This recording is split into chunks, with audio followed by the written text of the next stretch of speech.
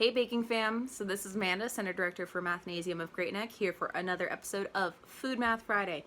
And I'm going to show you a peek. You see that? You see those 4 ingredients? That's going to be our cookies. Just 4 ingredients. We're doing Jam Thumbprints today, so it's going to be a shortbread cookie, which is 4 ingredients. And then I'm just going to add some homemade jellies that I made with my grandmother to make the jam in the Jam Thumbprints. They're going to be delicious and super easy, but be aware that there is a 1-hour dough chill time. So this is not a short recipe when it comes to time, but it is definitely a short recipe when it comes to the list of ingredients. I'm going to get started with my room temperature butter and my mixer. So for this recipe, we need 2/3 of a cup of butter, which is a whole stick, and then some. And clearly by and then some, I meant another 2 2/3 tablespoons of butter. And we're going to beat that butter for 30 seconds on high, so I'm going to drop this up to high.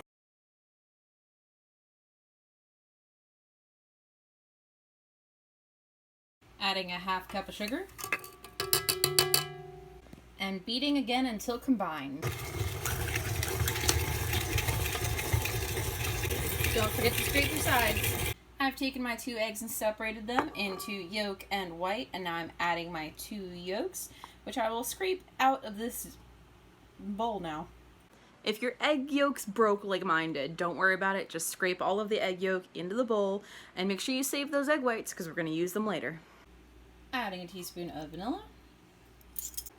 And beat again until well combined. Don't forget to scrape this out of your bowl. Now we're going to beat in as much flour as we can, and whatever we can't beat in, we are going to stir in.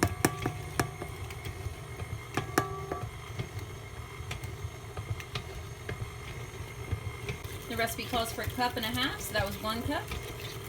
Here comes our 1/2 cup. Looks like we're going to be able to beat it all in, guys.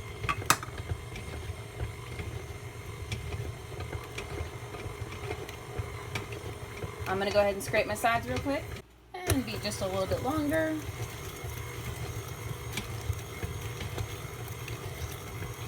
I'm going to scrape down the sides, cover my dough, and let it chill for an hour in the fridge. There's our covered dough. Now it's going to go into the fridge for 60 minutes. Setting our oven to 375 preheat. And do a good layer of greasing on my pan. Beautiful. I'm going to take our cold dough, which is now a little bit stiffer and easier to handle. It's not sticking to me, as you can see. And I'm going to roll it into 1-inch balls and then roll it in some egg white. Alright, I've got my 1-inch dough balls. And now I'm going to press my thumb,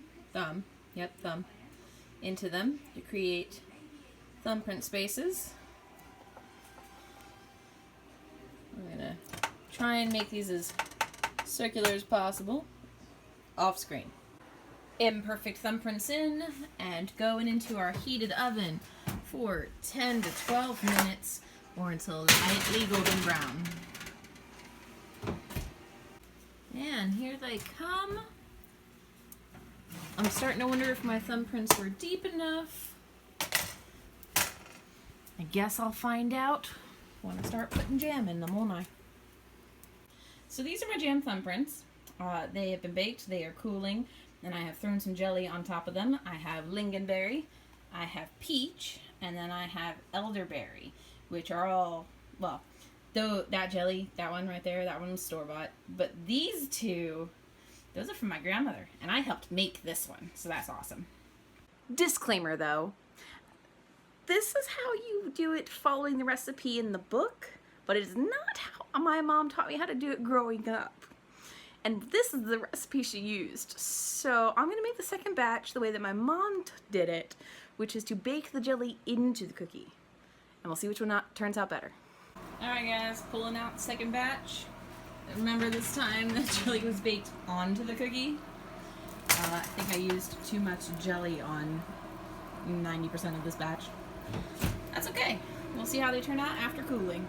So, baking fans, I have determined that although they are messier, I like the baked in ones better than the ones where the jam is added secondary. So, for future reference, if you decide to do this recipe, make a big enough hole in your cookie with your thumb, put the jelly in, and then bake.